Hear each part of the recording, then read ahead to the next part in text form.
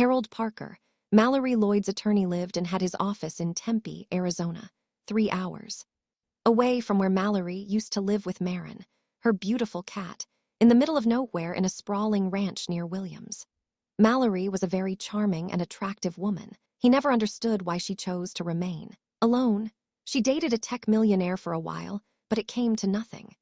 Harold knew that her relationship with her brother was complicated, that her ties to her daughter were broken, and that she had never known her only grandson. Maren was all she had, and she poured all her attention and love into that cat, and the beautiful little princess responded in kind and made her a millionaire in her own right. They had done it together, a loving and unusual partnership that yielded profit right and left. Mallory liked to say she lived in the desert, in the middle of nowhere, but that wasn't exactly true. She liked to dress well, she stayed fit and beautiful. She jogged 3 miles 5 times a week with Maren. Either strapped to her back or to her front, she read a lot of biographies and history books, loved to complete crossword puzzles over lunch while letting Maren nibble from the side of her plate, and was trying to learn Italian because she dreamed of a long vacation with Maren in Tuscany. She had sincere friendships. She was a wonderful woman. She lived with Maren just outside of Williams, Arizona, a town that's a gateway to the Grand Canyon with a quaint and historic Route 66 vibe. Now that Mallory was tragically gone, the family had come to Tempe with a lot of ambition. The brother was hungry, with calculating eyes and a manufactured kindness. The daughter was sarcastic, had an air of entitlement and a smile that never reached her eyes. There was bitterness at the bottom of those eyes, and the grandson just wants them both to stop bickering about money. He seemed like the only genuine person in the bunch. They took one look at the ranch where Mallory used to live and decided to sell it and to split the money between them. The grandson mentioned casually that it would make a great sanctuary for animals. He's studying to become a vet. His mother said she would think about it. His uncle just dismissed him, and they started arguing again. The whole situation was tense and full of greed, and Maren's future was in jeopardy. Harold was nervous, really nervous about what's about to happen. Mallory was more than his client, she was his friend.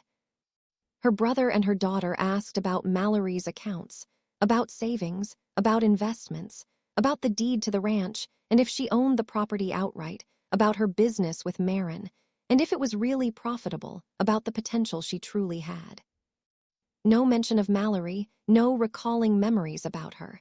No expressions of grief, of missing her, of regretting not having been around her for years. No questions about her life in Williams, about whether she was happy there or not. Harold's gut twisted. Warren and Sage took stock of the place and of its value. They even commented about the furniture, the paintings, the professionally landscaped grounds, and how much it all cost. There were no expressions of love or of grief, only calculation. Dylan remained silent. Was he like the other two or not? Harold couldn't decide, not yet.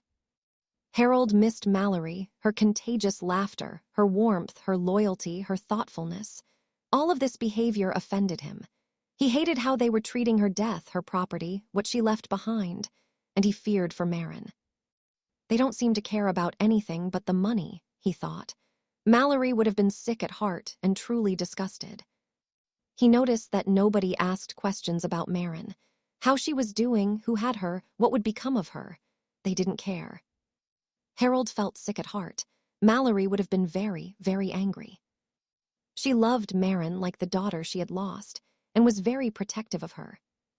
For the sake of my friend and her beautiful, smart, and sweet kitty, I need to move carefully, he decided. I don't think I can trust any of them, but I can't let them know how I feel.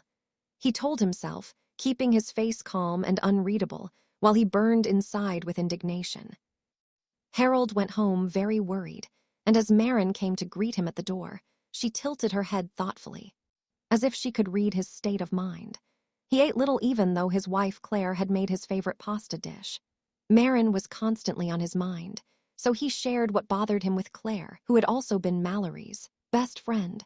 By the time he ended his description of the visit to the ranch, Claire had tears in her eyes and her voice trembled with indignation when she exclaimed, "Harry, we can't let them have Maren." He knew she was right, but he truly didn't know what to do. He decided to check them out thoroughly. After the experience at the ranch, observing carefully their attitudes and listening to them talking, and after discussing things with Claire, Harold decided to call a friend. Vince Sullivan had been a detective for over 20 years.